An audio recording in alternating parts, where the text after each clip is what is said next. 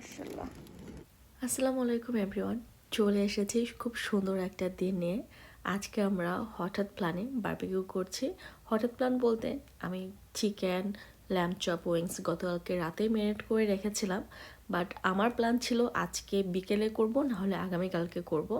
But অনেক বললো যে না, আমরা এখনই করব। আমরা যেহেতু একটু বাইরে গিয়েছিলাম, তো একটু আর্লি বাসায় ফিরেছি, তো অনেক বললো যেহেতু আর্লি ফিরেছি তাহলে এখনই করে ফেলি। তো আমি কর্ন নিয়ে এসেছিলাম সাথে করে, মিষ্টি আলু ছিল, বেগুন ছিল, বেগুনটা আমি ভর্তা করব। বাট চিন্তা করলাম যেহেতু বারবিকিউ মেশিন জ্বালানোই হবে, তাহলে এখান থেকে পুড়িয়ে নেই। আর এই দিকে আমি যে ম্যারিনেট করে রেখেছিলাম সেখান থেকে এক্সট্রা বারবিকিউ সস ছিল। আর আমি নিজের গাছের পুদিনা পাতা ধনিয়া পাতা দিয়ে একটা মিট সস করলাম। সসটা আসলে 10-10 পেয়েছে, মানে এতই মজা ছিল। সত্যি কথা বলতে আমি পার্সোনালি মিট সস এত বেশি পছন্দ করি না, মানে বাইরে যেগুলো পাওয়া যায় রেস্টুরেন্টে। বাট আমি যেটা বানিয়েছি আলহামদুলিল্লাহ খুব মজা করে খেয়েছি।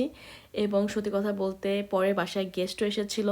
এটা সিঙ্গারা পুরি সমুচা দিয়ে খেতেও অসম্ভব মজা ছিল। এই তো সব কিছু ম্যারিনেট করা ছিল এক সাইডে।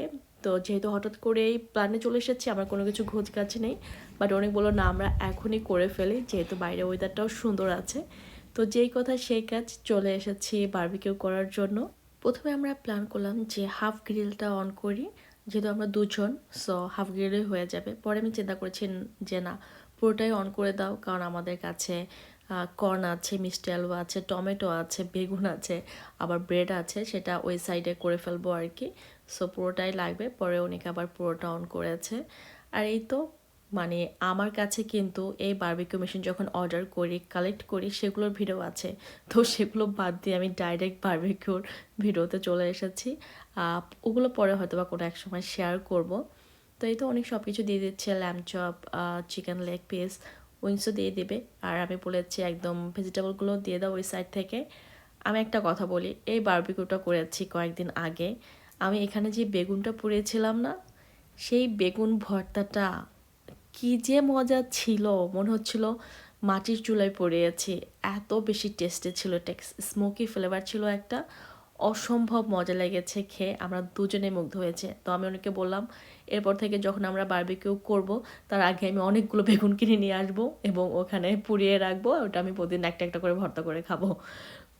আসলে অসম্ভব মজা ছিল। আপনারা এই আইডিটা করতে পারেন। এখন তো অনেকেই সামারে বারবিকিউ করেন, তার এক সাইডে কিছু বেগুন পুড়িয়ে রাখতে পারেন ভর্তা খাওয়ার জন্য, এবং বেগুনগুলো পুরানো হয় খুব সুন্দর, খুব সুন্দর করে সেদ্ধ হয়ে যায়। আর আমাদের আজকের চিকেন, উইংস, ল্যাম্ব চপ সব কিছু খেতে অসম্ভব মজা ছিল।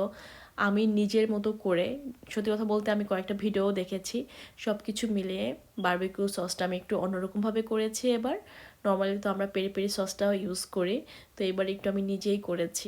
লাস্ট কয়েক মাসে আমরা অনেকগুলো বারবিকিউর দাওয়াত পেয়েছিলাম, যেহেতু এখন ইউকেতে সামার চলছে। বাট আমি দাওয়াতগুলোতে অ্যাটেন্ড করতে পারিনি আমার জবের প্রেশারের জন্য। আরও আমাদের অন্য অন্য কিছু কাজ ছিল যেগুলো খুবই ইম্পর্ট্যান্ট ছিল। তো এই কারণে আমরা অ্যাটেন্ড করতে পারিনি, কিন্তু আমার খুব মন খারাপ হচ্ছিল। তখন অনেক বললো যে দাঁড়াও, আমি এখনই বারবিকিউ মেশিন অর্ডার করে দিচ্ছি। সত্যি কথা বলতে সবাই মিলে একসাথে হয়ে বারবিকিউ করার আনন্দই অন্যরকম।